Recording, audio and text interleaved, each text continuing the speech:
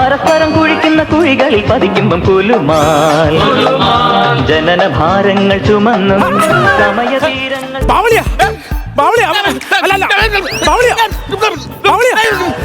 ഒരു കാര്യം പറഞ്ഞേക്കാം, ഇത്ര ആൾക്കാരുടെ മുന്നിൽ വെച്ച് എന്നെ ബാബുളിയാന്ന് വിളിക്കല്ലോ ഞാൻ പറഞ്ഞിട്ടുണ്ട്. ബാബുളിയാന്ന് വിളിച്ചതല്ല, പിന്നെ ബാബുളിയാ. എന്താണ് ഒരു ചെറിയ പ്രശ്നമുണ്ട്. എന്ത് പ്രശ്നം? അതെ, ഒരു പണി കിട്ടി. പണി കിട്ടിയോ? പണിക്ക് പോണം. ഇവിടെ ഓരോരുത്തർക്ക് പണി ഇല്ലാഞ്ഞിട്ട്. അതല്ലെന്ന്, ഒരു 8ന്റെ പണി കിട്ടി. എന്ത്? വീട്ടിൽ ചെറിയൊരു പ്രശ്നം. എന്ത് പ്രശ്നം? അതെ, എന്നെ ഒന്ന് സഹായിക്കണം. എന്റെ പൊന്ന് സുഹൃത്തെ, ഞാൻ അതിനും വലിയ പ്രശ്നത്തിലാണ്. അല്ലല്ല, അങ്ങനെ പറയല്ലേ. നിനക്ക് എന്താ പ്രശ്നം? എന്റെ പ്രശ്നം എന്ന് പറഞ്ഞു കഴിഞ്ഞാൽ എന്റെ ഭാര്യയുടെ അമ്മക്ക് സുഖമില്ലെന്ന് പറഞ്ഞ് അവള് വീട്ടിൽ പോയിരിക്കുക. അവള് വീട്ടിൽ ഉറങ്ങിയിട്ടില്ല. ഞാൻ ഇന്നലെ ഉറങ്ങിയിട്ടില്ല. അതങ്ങനെയാണ്. അവര് വീട്ടിലൊക്കെ ഒറ്റയ്ക്ക് പോകുമ്പോൾ ഭർത്താക്കന്മാർക്ക് ഉറക്കം വരില്ല. അതാണ് സ്നേഹമുള്ള ഭർത്താവ്. അതല്ലെന്ന്, അവള് പോയപ്പോ വീട് കൂട്ടി താക്കോലോട്ട് അവള് പോയത്. പിന്നെ ഞാനെങ്ങനെ അവിടെ കിടന്നുറങ്ങും? അങ്ങനെ ഉറങ്ങാൻ പറ്റിയില്ല. അതെ, എന്നെ ഒന്ന് ഹെൽപ്പ് ചെയ്യും. എന്ത് ഹെൽപ്പ്? ഒരു അബദ്ധം പറ്റി. വൈഫ് ഞാനുമായിട്ട് ചെറിയ ഒരു കൺക്ലൂഷൻ. എന്താണ്? അതായത് ഇന്നലെ ഞാൻ ബസ് സ്റ്റോപ്പിൽ നിൽക്കുമ്പം, ബസ് സ്റ്റോപ്പിൽ ഇങ്ങനെ ചുമ്മാ നിൽക്കുവാണേ. അപ്പൊ അപ്പുറത്തൊരു പെണ്ണ് നിൽക്കുന്നു. ഒരു പെണ്ണ് അവിടെ നിൽക്കുന്നു. അപ്പൊ ഞാൻ ഒരു പെണ്ണല്ലേ എന്നോർത്ത് ഇങ്ങനെ ചിരിച്ചു കാണിച്ചു. എനിക്കറിയാലോ. അപ്പൊ ആ കൊച്ചു എന്നെ ചിരിച്ചു കാണിച്ചു. അപ്പൊ ഞാനത് കുഴപ്പമില്ലല്ലോ, നല്ല കൊച്ചായിരിക്കും എന്നൊക്കെ ഓർത്ത് ഞാൻ വെറുതെ ഇങ്ങനെ ഒന്ന് വെച്ച്. ഒന്നും ഉദ്ദേശിച്ചു വെച്ചല്ല, ഇങ്ങനെ ഒന്ന് വെച്ച്. ആ കൊച്ചപ്പ് തിരിച്ച് ഇങ്ങനെ വെച്ച്. ഞാനാകപ്പാട് അയ്യോടാന്ന് പീടാ. നമ്മളങ്ങനെ കൊടുത്തു കഴിഞ്ഞാൽ ഞാൻ ആ കേസ് വിട്ട്. കാരണം ഇനി പെൺപിള്ളേരെ കമന്റ് അടിച്ചെന്നും പറഞ്ഞ് ആരെങ്കിലും ഒക്കെ എന്തെങ്കിലും പറഞ്ഞുണ്ടാക്കി എന്തിനു വെറുതെ ചീത്തപ്പേരുണ്ടാക്കണം. എനിക്കറിയാലോ നിന്നെ. അതാണ് ഞാൻ നേരെ ബസ്സിൽ കയറി പോകുന്ന വെച്ച്. ഞാൻ ടിക്കറ്റ് എടുക്കാനായിട്ട് കണ്ടടക്ക് പൈസ നീട്ടിയപ്പം തൊട്ടടുത്താ കൊച്ചിരിക്കുന്നു എന്റെ സീറ്റ്. അല്ലാണ്ട് നീ വളച്ചുകൊണ്ട് വന്നിരുത്തിയത്? അയ്യേ, അങ്ങനെ അല്ലല്ല, വളയ്ക്കണല്ലോ. നിനക്ക് എന്നെ അറിയാലോടാ. അല്ല, നിന്നെ അപ്പൊ ഞാൻ കണ്ടക്ടറോട് പറഞ്ഞാ പിന്നെ 2 ടിക്കറ്റ് എടുത്തു. കാരണം നമ്മളവിടെ അതാ അതിന്റെ ഒരു ഓർമ്മയുണ്ടല്ലോ. അപ്പൊ അങ്ങനെ കൊടുക്കുകയും ചെയ്ത് നമ്മൾ ബസ്സിൽ ഇറങ്ങി. ഞാൻ ടൗണിൽ ഇറങ്ങി. ഞാൻ നേരെ സിനിമക്ക് പോയി. സിനിമാ തിയേറ്ററിൽ ചെന്ന് ടിക്കറ്റ് എടുക്കാനായിട്ട് ക്യൂ നിന്നപ്പം തൊട്ടപ്പുറത്ത് അവിടെ നിൽക്കുന്നു. അപ്പൊ അവിടെ നിൽക്കപ്പോ ഞാൻ നമ്മളുമായിട്ടൊന്ന് ചിരിച്ചതാണല്ലോ, ഒന്നും സംസാരിച്ചില്ലെങ്കിലും കാണിച്ചതാണല്ലോ എന്നോർത്ത് ഞാനൊരു ടിക്കറ്റ് അങ്ങ് എടുത്തു കൊടുത്തിട്ട് ഒന്ന് കൊച്ചു പോയി സിനിമ ഉണ്ടോന്ന് പറഞ്ഞു. മര്യാദ.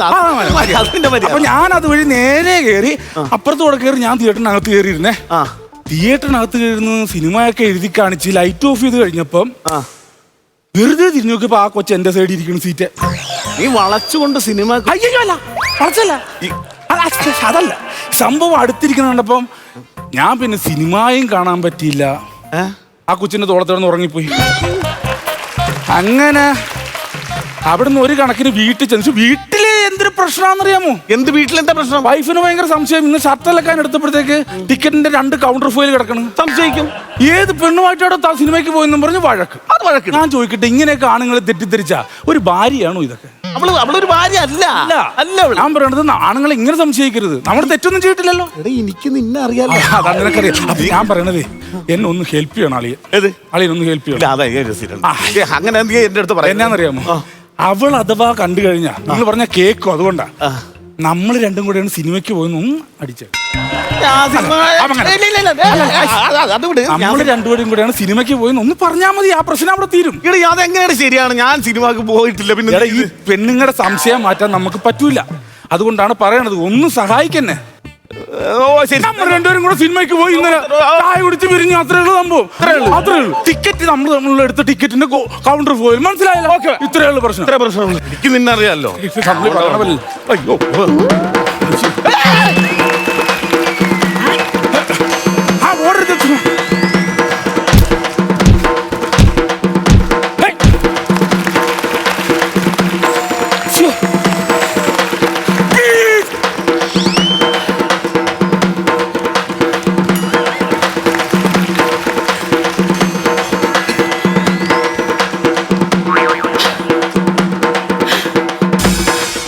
കസേരകളി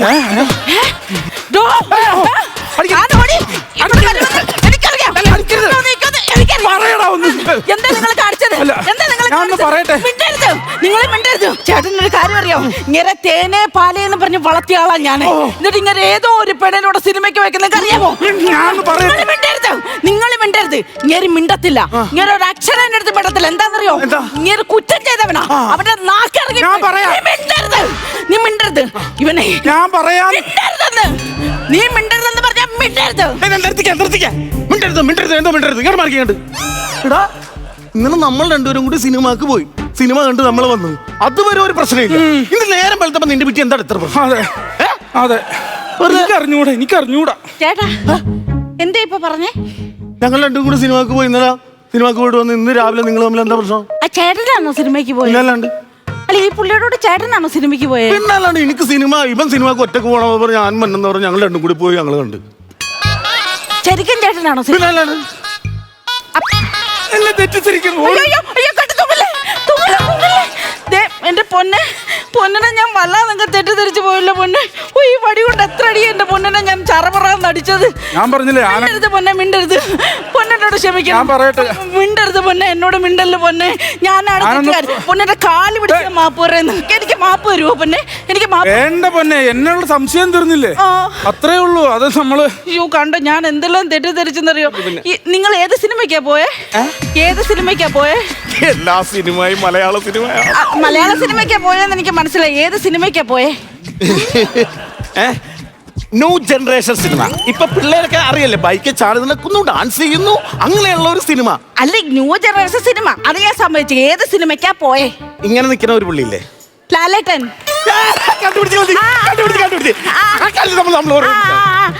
ലാലേട്ടന്റെ ഇതില് മറ്റേ കളിയല്ലേ എന്നെ കൊണ്ട് പറയിപ്പിക്കാനുള്ള? ലാലേട്ടന്റെ ലാലേട്ടന്റെ സിനിമയ്ക്ക് പോയിട്ട് ഏത് സിനിമയെന്ന് പറ. സിനിമയുടെ പേര് ഞാൻ പറയാം, ചേട്ടൻ കാണിക്കും. മരം.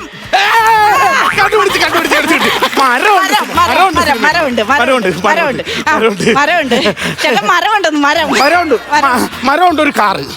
മരവും കാറും ഉണ്ട്. ആ പടത്തെ സിനിമ ഉറപ്പായിട്ടും മരവും കാറും ഉണ്ട്.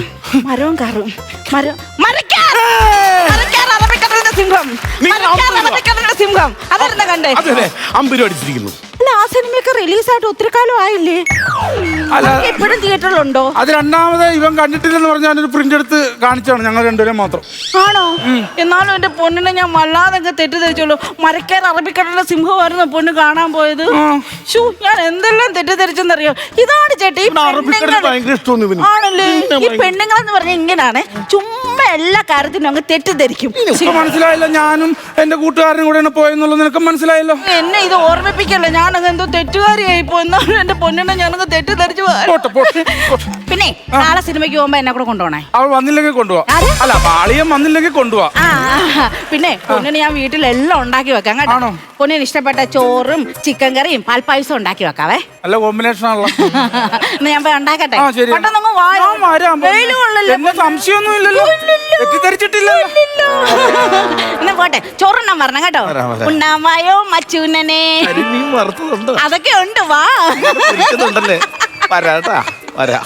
അയ്യോ, സൂപ്പർ, നന്നായിട്ട് പെർഫോം ചെയ്തു. അല്ലെങ്കിൽ എന്റെ ജീവിതം അങ്ങ് പോയേനെ. എപ്പോഴും എന്നെ ഇങ്ങനെ കിട്ടിയല്ലേ, ഞാൻ കാര്യം പറഞ്ഞേക്കാം. അബദ്ധം പറ്റിപ്പോയതല്ലേ. ഏതായാലും വേറെ സംഭവം ഉണ്ട്. എന്റെ ഭാര്യക്ക് ഇപ്പൊ എന്നോട് ഒരു സംശയവും ഇല്ല. അത്രയും കിട്ടിയാൽ മതി. മനസ്സിലായി. ഞാനും വേറൊരു പെണ്ണുമായിട്ടാണ് സിനിമയ്ക്ക് പോയെന്നുള്ള കാര്യത്തിൽ അവർക്ക് യാതൊരു സംശയവും ഇല്ല. ഞാൻ പിന്നെ അളിയനോടൊരു കാര്യം പറയാൻ മറന്നുപോയി. പറഞ്ഞു, ഇനി ആരെങ്കിലും വന്ന് ഞാനും അളിയന്റെ ഭാര്യയും കൂടെയാണ് സിനിമയ്ക്ക് പോയെന്ന് പറഞ്ഞു കഴിഞ്ഞാൽ അത് വിശ്വസിക്കരുത്. ഫ്ലവേഴ്സ് ഒരുക്കുന്ന കാഴ്ച വസന്തം യൂട്യൂബിൽ പ്രേക്ഷകർക്ക് ലൈവായി കാണാം. ഫ്ലവേഴ്സ് കോമഡിയിൽ ജോയിൻ ചെയ്യൂ, ആസ്വദിക്കൂ.